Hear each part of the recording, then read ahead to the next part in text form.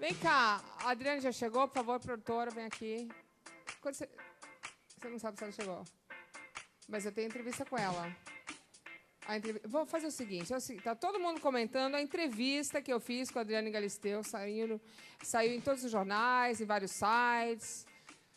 A minha pergunta é, será que ela já está chegando? Mas a entrevista realmente ficou impressionante. Eu acho que ela vem, eu acho que ela vai estar aqui hoje, daqui a pouquinho. Mas olha a entrevista que eu fiz com a Adriane Galisteu. Coloca aqui. Vamos começar o programa especial Adriane Galisteu. Cacá me deixa bonita, hein, Cacá? Estão ouvindo? Fui. Olá, menina, tudo bem? E aí, nossa, vai com as pernocas de fora. E aí, querida, tudo bem? Tudo. Bem-vinda nesse lugar. Oi. Olha que lindo. Que lindo! Muito obrigada. Dá um beijo. Obrigada mesmo, viu? É bom que o pessoal achava que a gente se odiava. Se eu ganhar tudo isso de gente que me odeia, imagino que eu não ganho os amigos. Bom, Adriane, eu queria, antes de mais nada, te agradecer, porque existe essa... Todo mundo falava que a gente não se gostava, que a gente se odiava. A gente não se conhecia, essa é a questão. Não tinha isso, né? Mas você sabe que eu queria falar sobre isso, porque eu te vi a primeira vez na Ilha de Caras. Aí você sumiu mundo afora, você foi morar fora do Brasil. E eu comecei minha história, quer dizer, eu trabalhava na CNT. Mas você teve duas coisas antes que você fazia. Você fazia o... Não, muito o bonitinho, trio achei. X-Pitas e o isso. Meia Soquete. Eu comecei a trabalhar com 9 anos de idade. Isso é muito legal dizer, quer dizer, você já tinha essa veia artística. Eu era Sempre curtiu. pequena, eu lembro. Você era dessas crianças que chegava e já pá, botava show? Meu sonho era trabalhar na televisão. Na minha cabeça não era trabalhar na televisão, meu sonho era aparecer na televisão, né? Minha mãe achava que era fogo de palha, coisa de criança. Tanto que ela me obrigou a fazer magistério, porque ela falou, vai dar aula, vai ser professora. Vai que não dá certo. Eu fiz magistério, tudo, mas você era de família humilde, né? Bem humilde, assim, eu falo, sempre me faltou tudo menos o básico, que é educação, amor, vínculo e comida. Rodrigo, o que você fazia com o dinheiro que você ganhava cachê? Dava tudo pra minha mãe. E ajudava assim na casa? Não, mas gente, não era tanto dinheiro assim, porque na época a gente... Não, mas tudo bem, mas mesmo assim você já contribuía. Já, não, era importante a minha contribuição. Na verdade, nem assim minha mãe achava que eu deveria continuar nessa carreira, mas me apoiava. Então, que fique claro que foi uma opção minha desde sempre, e quando eu comecei a perceber a importância daquele dinheiro para minha família, aí isso ficou mais forte ainda. Agora, nessa época, o seu irmão, a gente vai falar do seu irmão, Claro. Eu tenho um irmão e me chocou muito, a gente já sabia a história do seu irmão, porque eu sou que nem você, eu só tenho um irmão. Quantos anos você tinha quando seu irmão faleceu? A gente tinha uma diferença de 6 anos. Então você lembra bem dessa convivência? Lembro perfeitamente. E ele foi um cara muito especial, assim, se ele não tivesse escolhido para ele esse caminho da droga, foi. Será, e ele falou até o dia da morte dele. Mas assim, os melhores amigos escolheram. Mas dizem que o vício não é uma escolha, não, né? Ele escolheu experimentar, eu escolho nem experimentar. Claro. Eu escolho não chegar perto, porque hoje... Disse que ele te falou isso, né? Pra você Ele falou isso antes de morrer, assim, que ele tipo, falou 2 pra dias você? antes. Ele estava muito mal no hospital, eu desesperada, porque na minha cabeça, como eu tive uma infância difícil, eu achava que dinheiro resolvia todos os problemas, porque eu ouvia isso, a falta da grana, a discussão, falta de dinheiro, precisa pagar isso. Então, na minha cabeça, isso ficava uma coisa assim, nossa, a gente precisa ganhar dinheiro. Na minha cabeça era isso. E quando eu ganhei o meu primeiro dinheiro, realmente, assim, que foi com a minha primeira Playboy, eu pude pagar o melhor tratamento, o melhor hospital, o melhor médico. E eu me lembro perfeitamente quando meu irmão foi internado, eu cheguei pro médico, falei, olha, eu tenho dinheiro. Para a entrevista. Conserta o meu irmão. Diretor, segura, porque parece que ela chegou. Mas eu vou ter que voltar. Pera aí, calma. Calma. Estão me dizendo que ela chegou. Dá pra voltar a esperar assim? Ela chegou mesmo? Chegou ou não? Adriane chegou?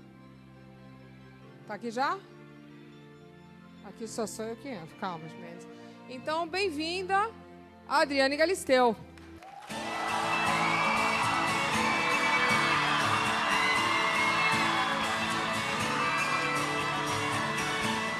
Imagina! Olá, boa noite!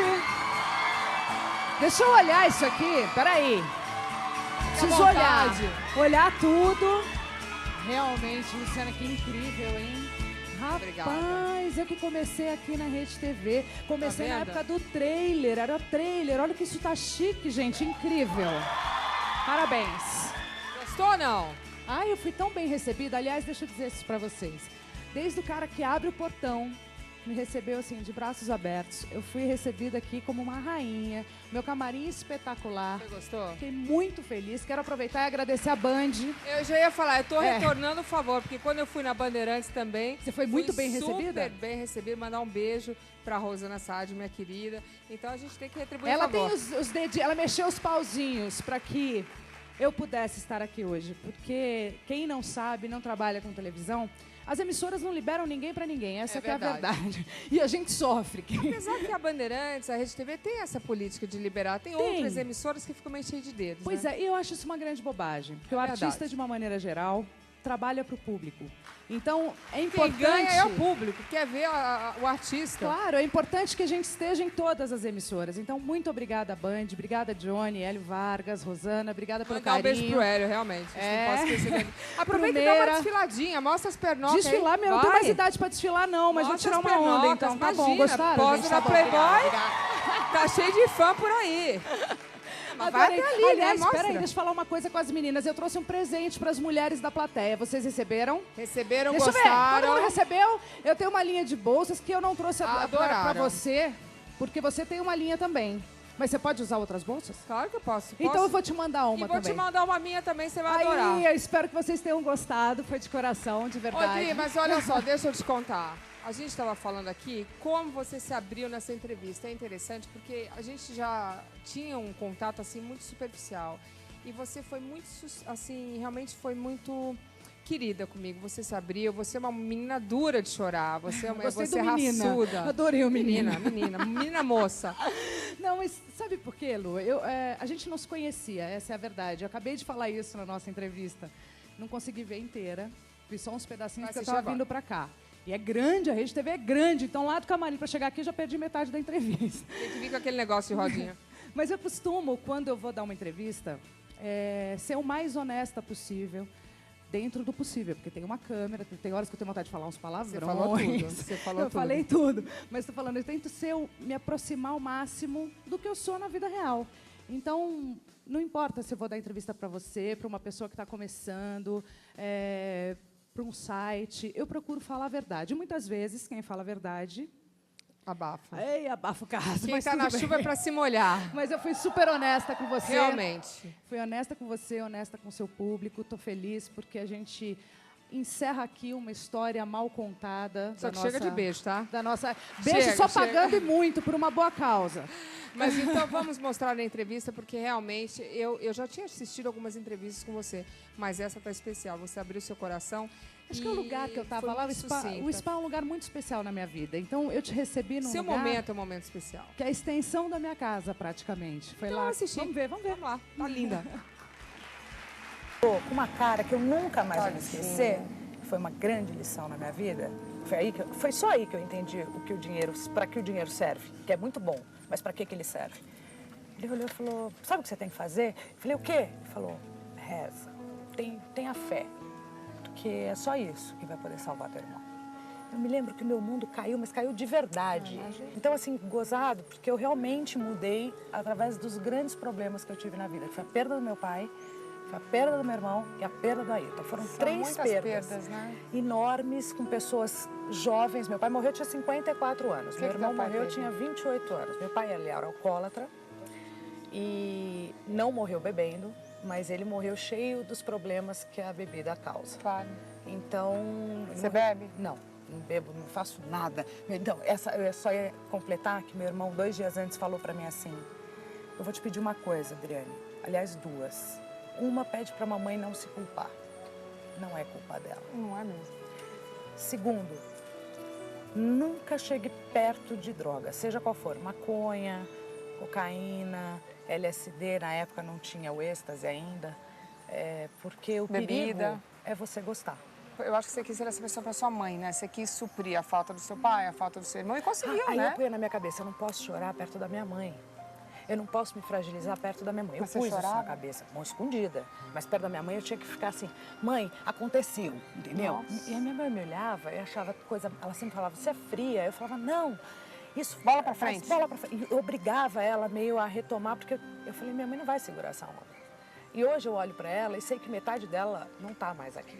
Porque hoje, com o nascimento do Vitório, eu garanto que eu entendo o que é perder um filho. Não fala que eu já começo a chorar por Deus que nem me fala. perdoe. Então, assim, hoje eu entendo ainda mais a dor da minha mãe. Nem fala. E hoje eu respeito ainda mais a mulher que ela foi, que ela é, mas que ela foi naquela época, com todas as dificuldades e as fragilidades.